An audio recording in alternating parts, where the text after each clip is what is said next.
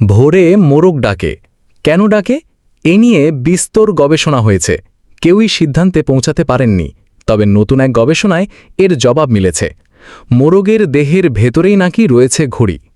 এটা দিয়েই মোরগ সময় টের পায়, ভোরে ডেকে ওঠে।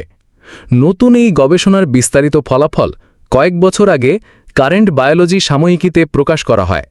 গবেষণাপত্রের লেখক ও জাপানের নাগোয়া বিশ্ববিদ্যালয়ের গবেষক তাকাশি ইয়োশিমুরা বলেন, অনেক দেশেই মোরগের ডাককে ভোর হওয়ার পূর্ব লক্ষণ হিসেবে দেখা হয়।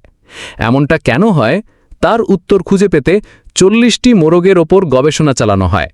গবেষণাগারে এসব মোরগকে সার্বক্ষণিক আলোর সংস্পর্শে রাখা হয়।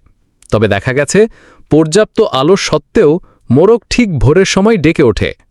এতে বোঝা যায় বাহ্যিক উদ্দীপনা দিয়ে নয়, দেহঘড়ি দিয়েই মোরগ সময় রাজ করে। লাইভ সায়েন্স হালনাগাদকৃত অংশ। ভোরবেলা শুধু মোরগকেই ডাকতে শোনা যায়, তবে মুরগি ডিম পাড়ার পর সে অনেকক্ষণ ডাকতে থাকে। এর মাধ্যমে সে ডিম পাড়ার বিষয়টি জানান দেয়। অন্যদিকে ভোরে মোরগের ডাক দেওয়ার একটা অর্থ হচ্ছে নিজ এলাকায় সার্বভৌমত্ব দাবি করা। তাকে একসঙ্গে বেশ কটা ডিম পাড়া মুরগির পালের দেখাশোনা করতে হয়। ডাক দিয়ে সে তার উপস্থিতি জানান দেয় এবং বলে দেয়, এই তল্লাটে কেউ এসো না। আশা করি